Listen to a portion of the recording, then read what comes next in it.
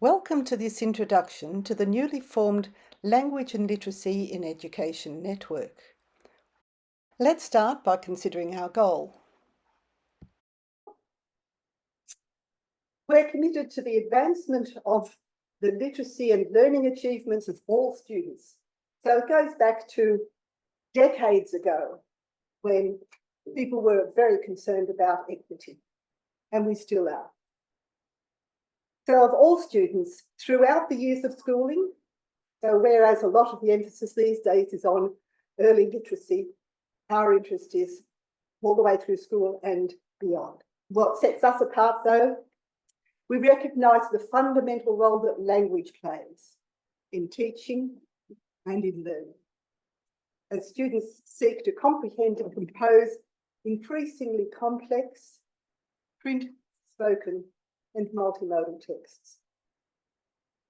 So that's our goal. And when we think about the role of language in learning, it's absolutely central. I mean, all of us recognise that, but there are a lot of people who don't. For us, it is primarily through our interactions with learners that learning itself is generated, that topics that the students learn, the field knowledge, it's embedded in language. Try to teach your subject matter without language, including visual and digital material. And the students' language literacy proficiency and their success in school rely upon a deep knowledge of language and how it works, even though a lot of the time it's not made explicit. But we know that when we do make it explicit, it does make such a difference. As students secure control of the language resources needed for educational success, however, is dependent on the teacher's knowledge of language and a discerning and deep knowledge of language. And so our concern is not only with the students, but of course with the teachers. So we feel that we have an important role to play in providing an authoritative source for people to come to us. We can go to them, not only to teachers and school executives, but in particular to policymakers. And we'll talk more about that later on. So in terms of teaching language to mainstream and EALD learners from the early years right through to secondary and further education. This is our logo. We looked at lots and lots and lots of logos and just nothing seemed to really represent what we were on about. So just by chance, I happen to have a son who's a graphic designer and has his own company. So eventually we went to him and we said, can you come up with something? And he came up with this.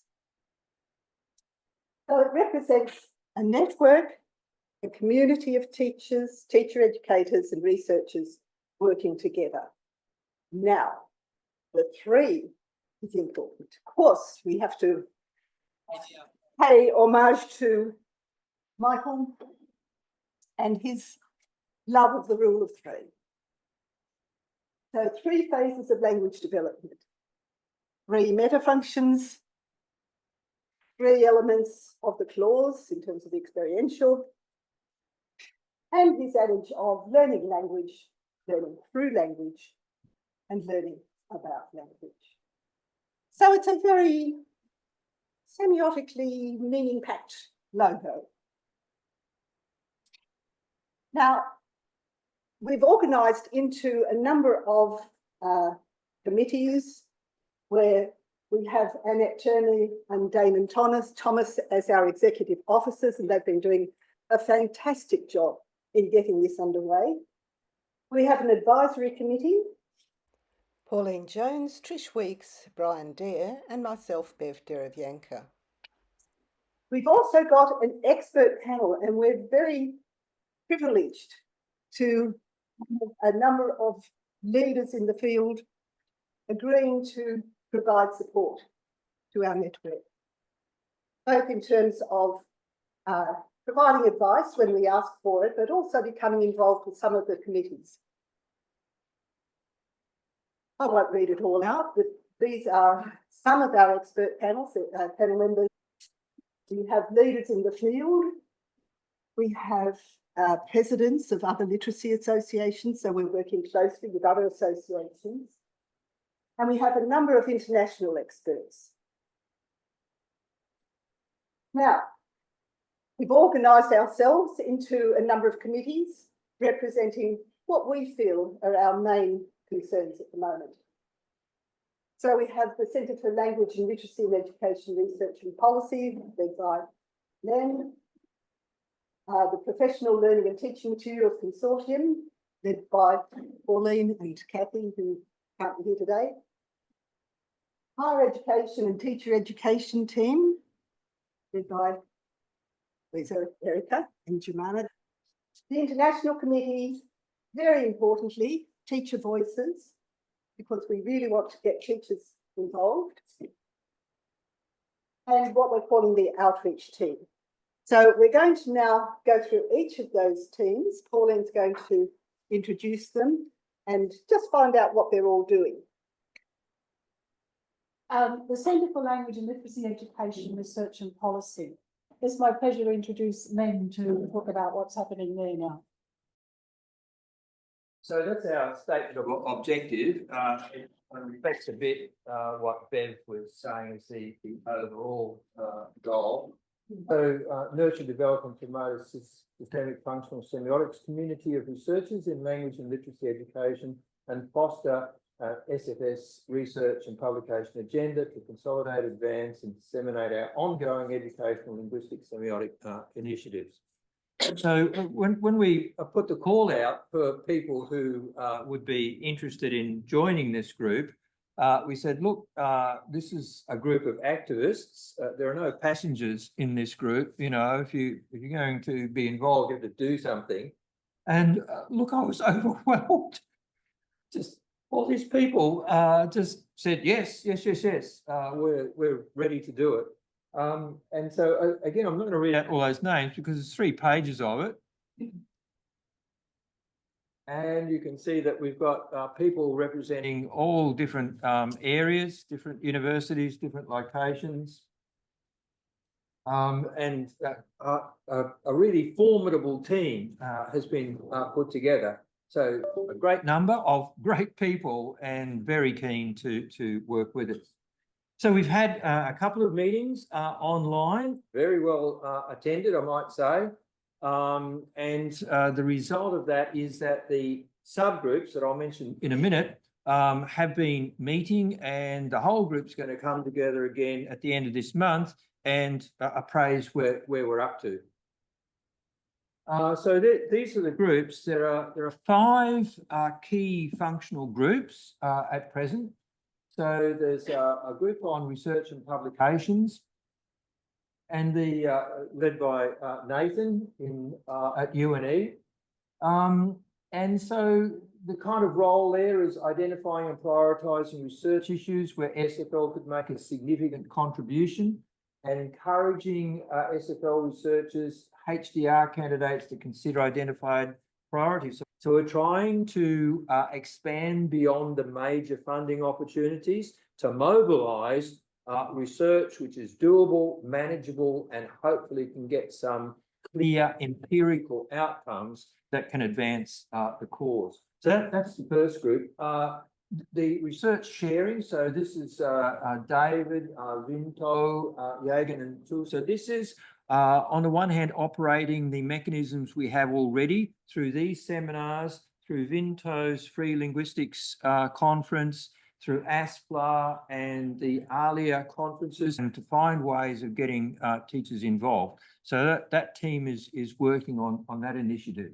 The inner city schools cluster is one that I'm personally very excited about, which is being led by Pauline. And I think this is, some people will find that this is reminiscent of something that was very efficacious in the past. So we're looking forward to hearing more from that inner city schools cluster. The analysis of resources and policy documents, this is crucial. And Bev is leading like a large team that's keen to do this. There are highly problematic aspects of a number of well-circulated documents, some of which contain material which is problematic to say the least. So this is a crucial project, and Bev will say a bit more about that in a tick. And then we have the development of resources. Again, this is a crucial initiative. We know that we can get teachers involved if we're speaking to them about the pressures that they face from day to day about getting through their preparation, documentation, as well as their teaching. And if we can offer them resources that they can work with straight away, that's going to make an incredible difference. So there's a lot more I could say about that, but I'm not going to. I'm going to pass on to Bev, and Bev will give you just some taste of what one of the groups is doing, the analysis of resources and policy documents. So I want to mention that this is actually a collaboration between two groups.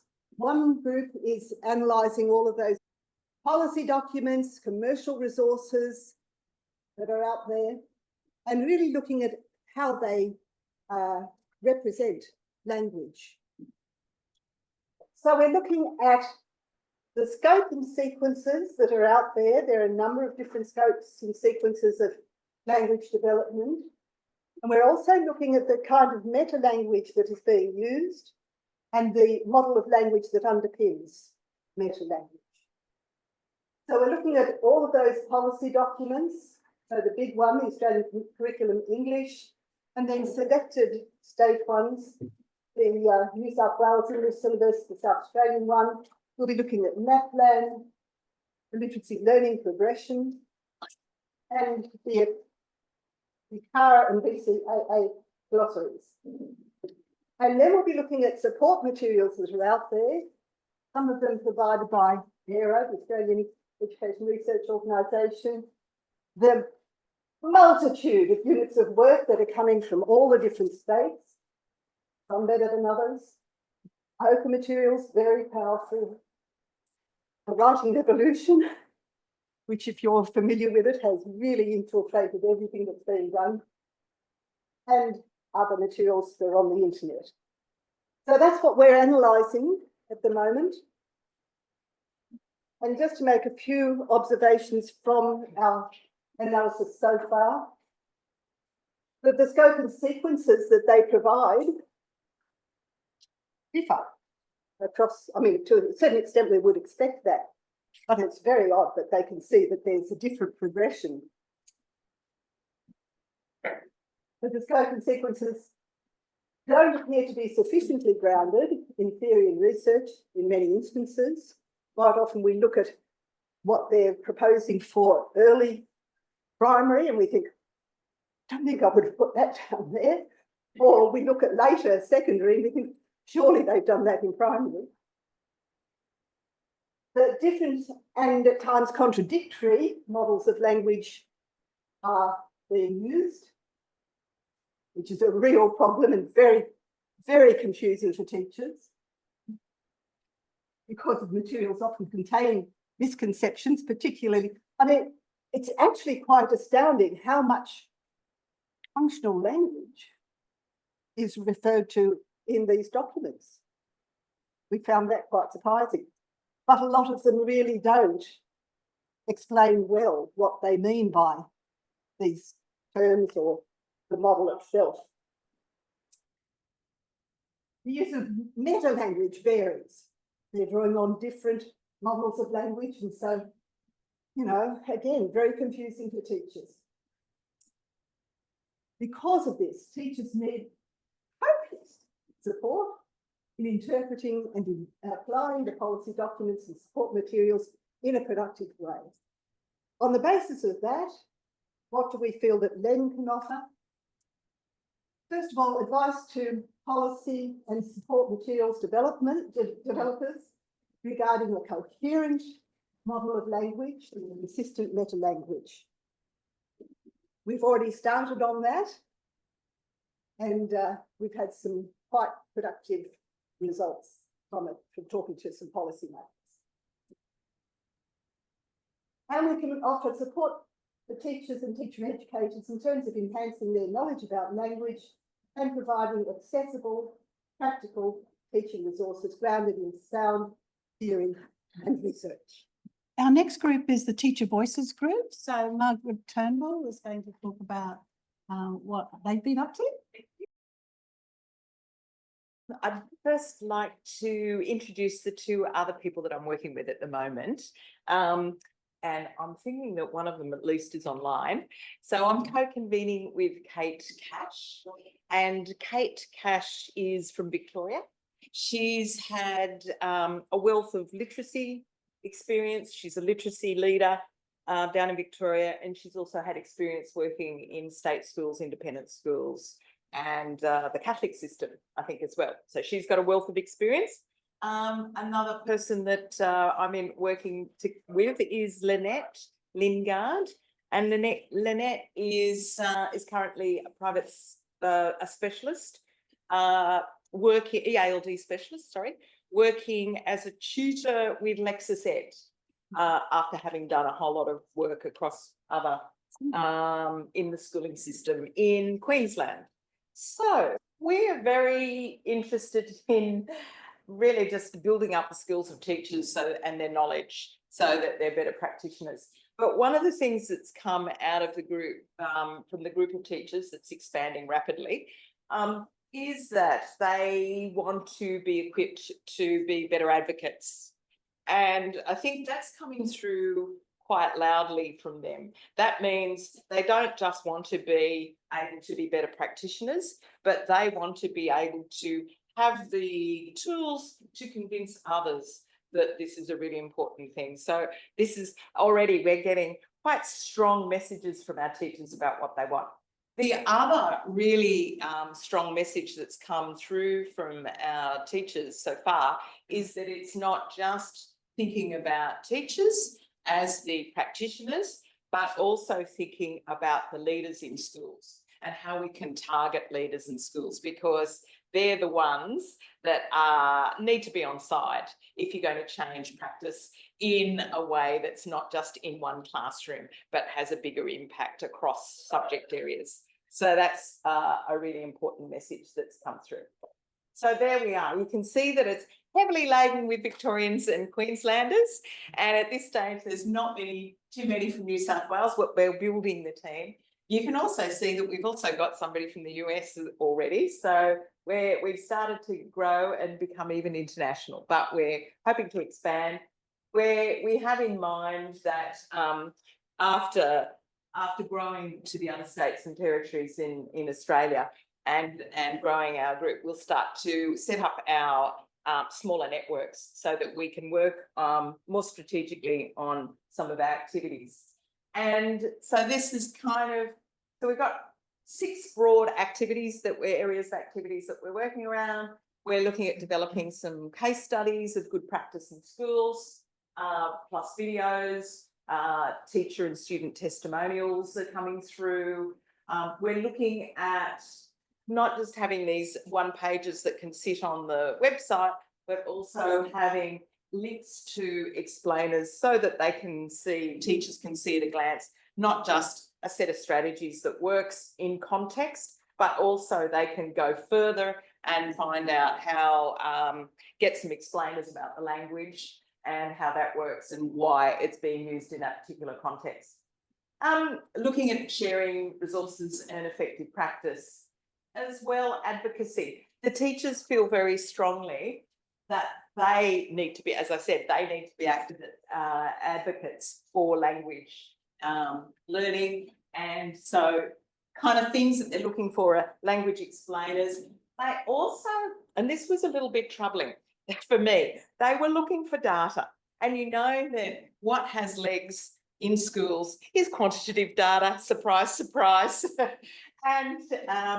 And so they want these kind of quick little graphs that are going to show how we can make a difference, how we can change the world, and how we can make it look good with numbers. So I think what we're kind of talking about and starting to negotiate is how we can talk more broadly about evidence and how it doesn't necessarily have to be quantitative, but it can be a combination of those. So we're looking at that and targeting school leaders, as I said, and we're connecting with other associations, starting to look at how we can link with PTC and AAAE. The last one, providing advice, not just in terms of us providing advice to schools, but we're thinking that there's a feedback loop as well from our committee back to the other organising committees in terms of what teachers need and how to represent the information that we're putting together.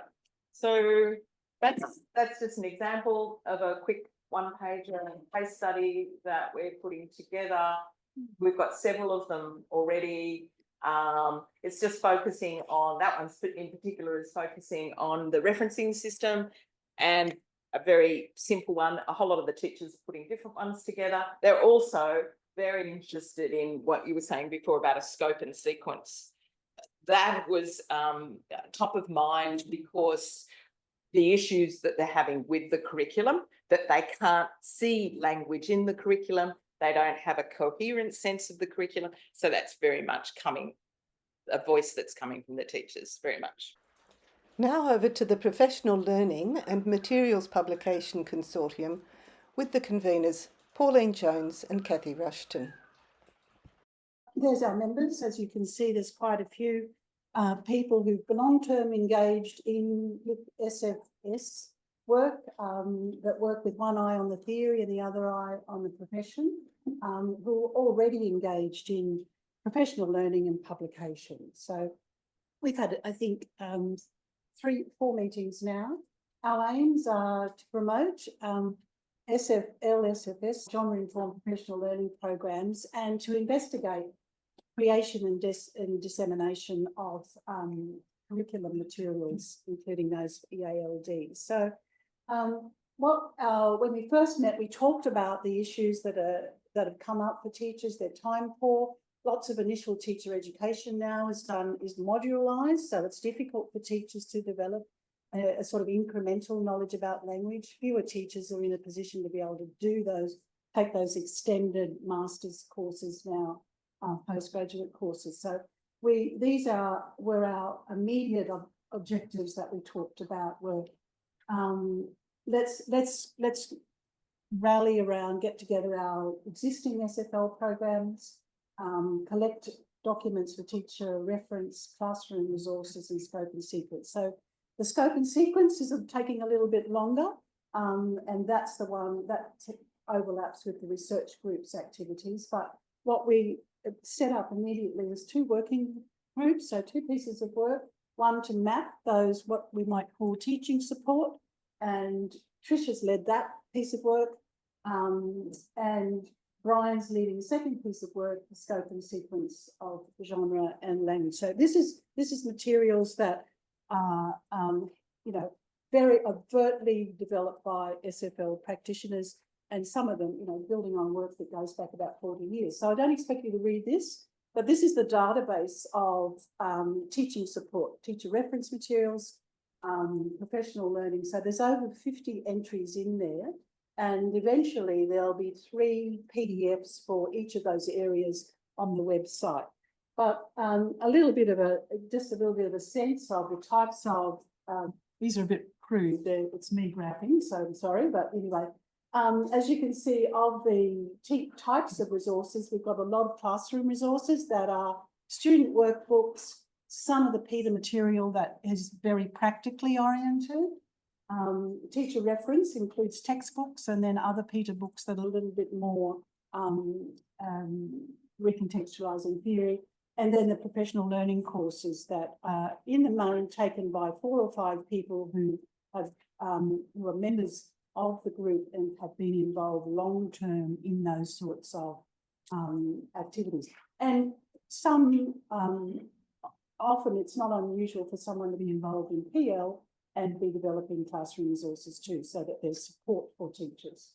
In terms of the subjects accounted for, most of the references, the teaching support is aimed at all subjects, quite a few specifically English, fewer science, surprisingly, but there would also be science-focused ones in all subjects, but we can also see the ones that there's not a lot in.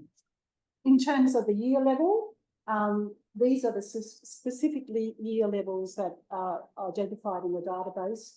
You can see that there's quite a lot for the primary years, middle years, fewer for secondary, even fewer for senior secondary and the very early years, which is where a lot of the heat is at the moment.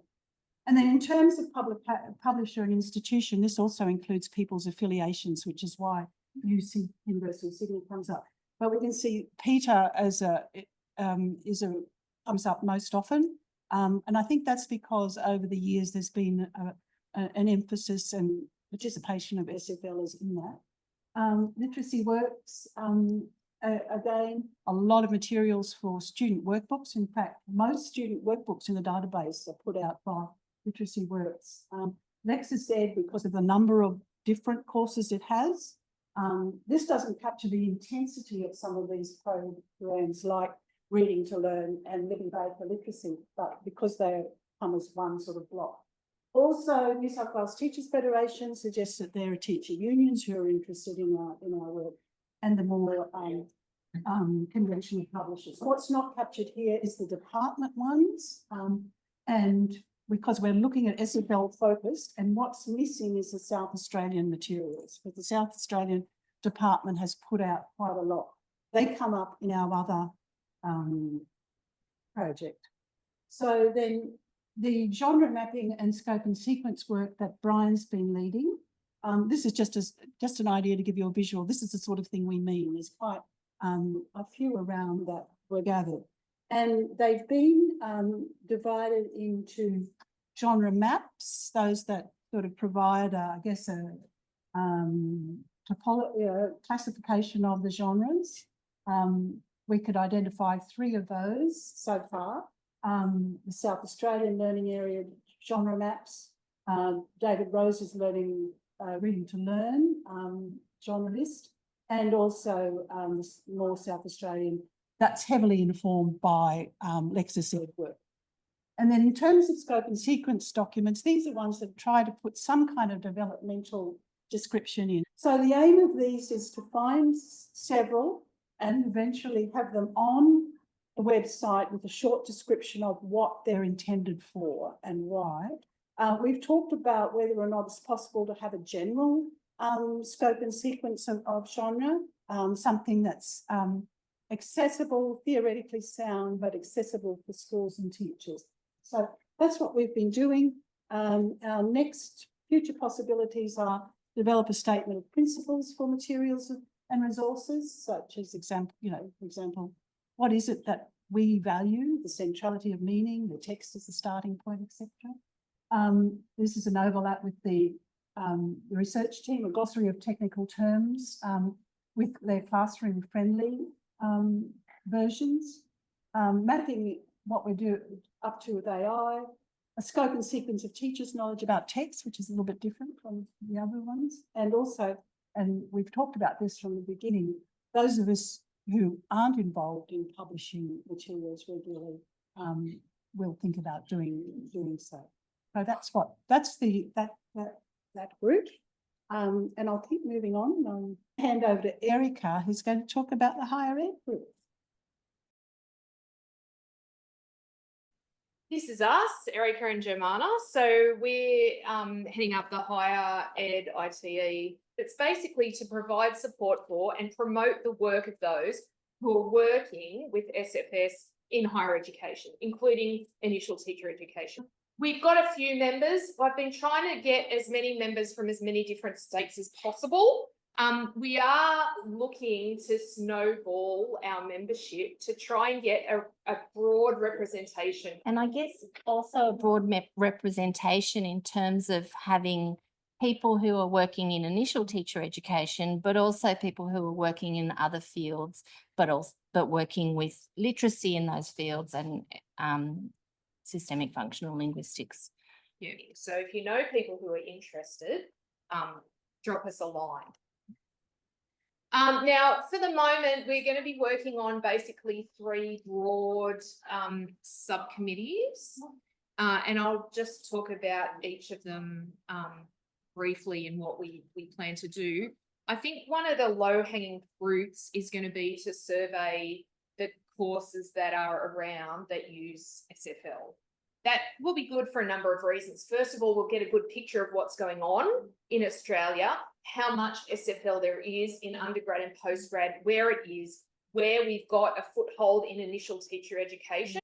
Once we know that, we know where the gaps are, we know where the opportunities are for growth, and we have a bit of an idea of where we've got a foothold and where we've got some work to do. Yeah, where we can provide.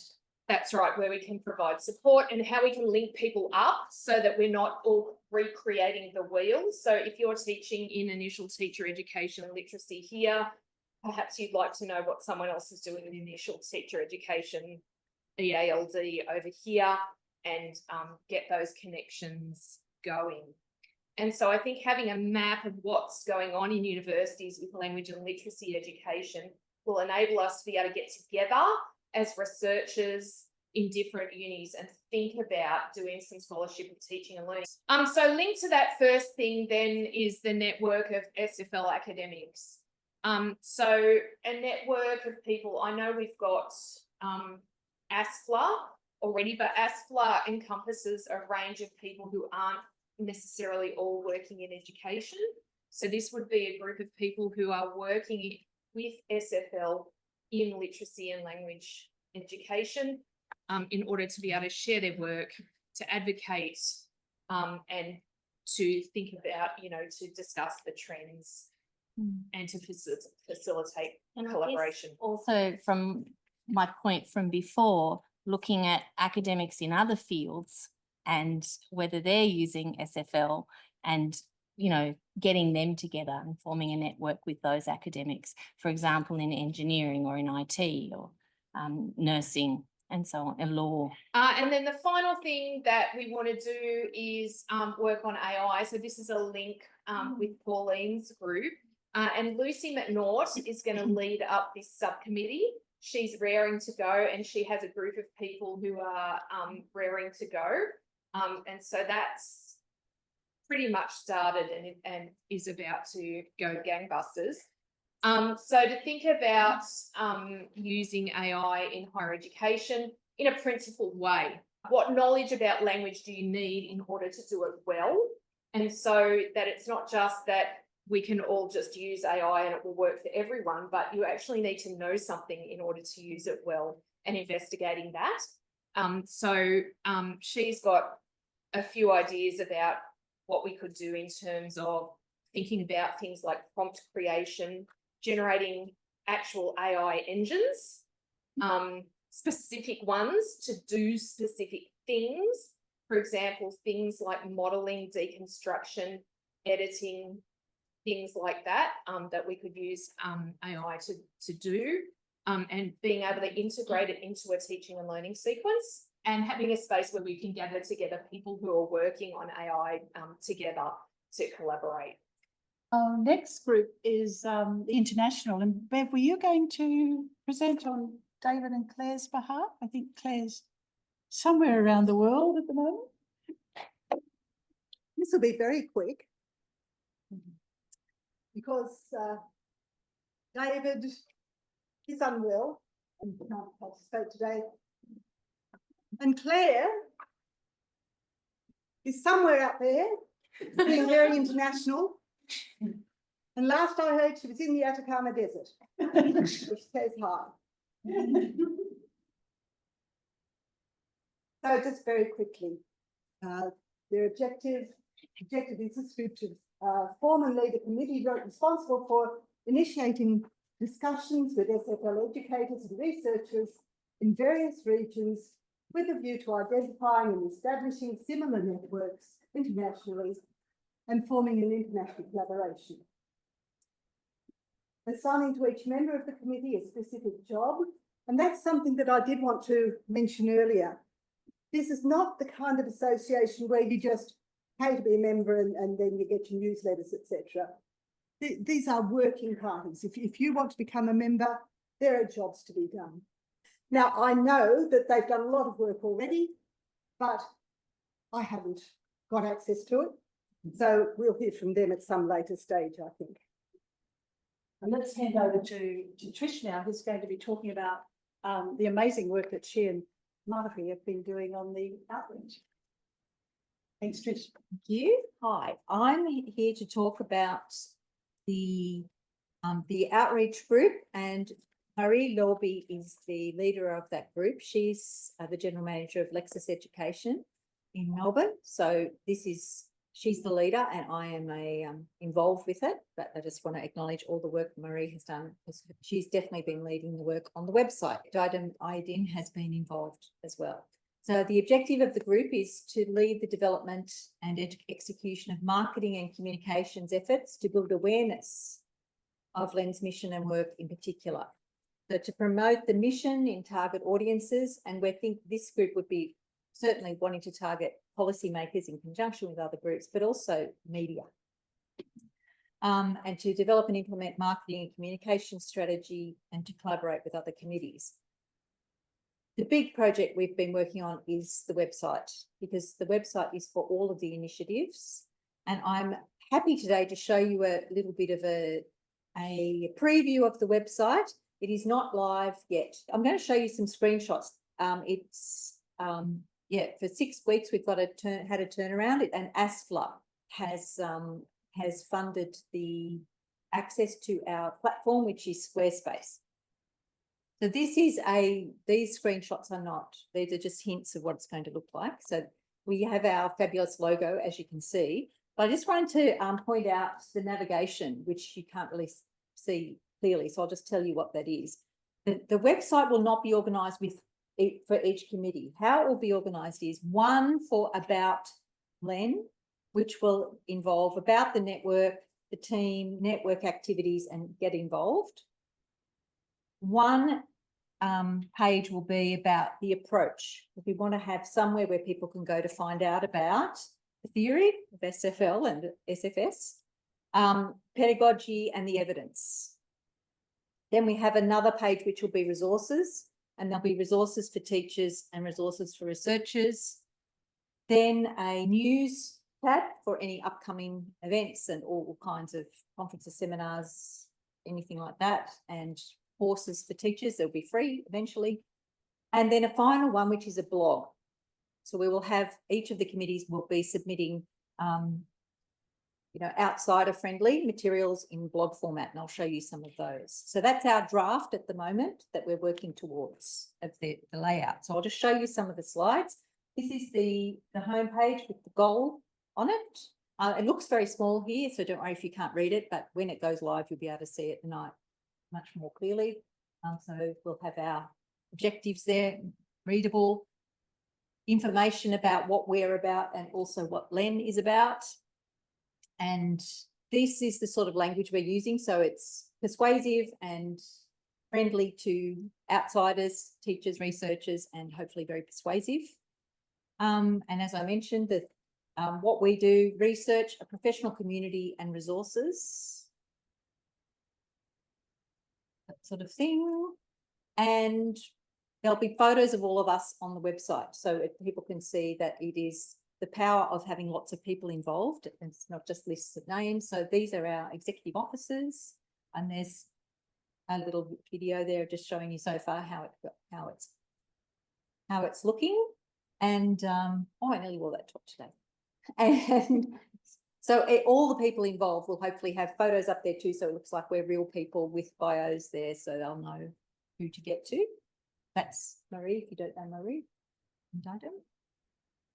There'll be a new site, as I mentioned, and here's the blog. So currently we have 3 draft blogs up there. Well, they're finished blogs. So as soon as the website launches, there'll be at least 3 up there, one from Brian Dare, one from Bev, and one from myself, and about various aspects of it. They're teacher-friendly, targeted at teachers straight away.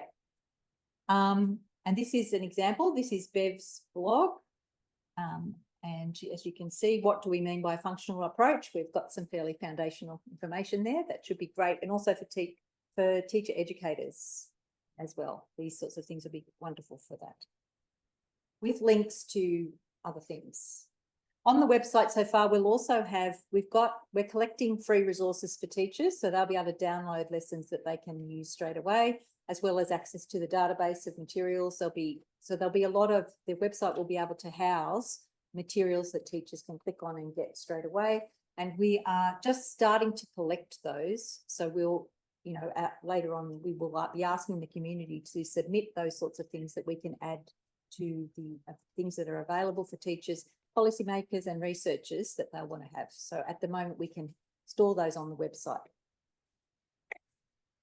At the moment, the website's not going to create, oh, is it still going? This is Bev's blog, a little video, screenshot of that. So as you can see, it's not terribly long. It's a typical blog with a summary where to, but we're definitely having references and links. There'll be a contact us. We are intending to do a regular email to anyone who wants to sign up, and there'll be a get involved in some way for people to do that. But we've done all of this in 6 weeks, which is pretty good going, I think. So yeah, the next, we've got to fix up the copy and collating case studies, classroom research materials from all of the other groups and the resources space, and then working out membership offerings. So we will have some kind of membership, and we haven't quite worked that out yet, because for now, as Bev mentioned, it's not just, well, there will probably be a level of different levels of membership, people who want to run things and do things, and people who want to learn and just receive the newsletter perhaps. At the moment, it's all free. There'll be an official launch at ISFC 2025. And we will have a PR and communications plan with a media kit available for that too. And if you have materials, you can start to send them in too. So we want you to write things, collect things, and send things to us that we can put on the website. So firstly, the invitation to join. We want everybody and anyone to be involved. The people who have started this off, it's not an exclusive club. We are wanting more people to get involved. There is so much work to do that we haven't, and most of the people involved have full-time jobs, and we're doing this on the side of other things. So we've got so much work and not enough time. We need more people to help. So we're very, very keen to get the more people involved who have some time. Even little bits and pieces of time would be so wonderful. We'd love your participation.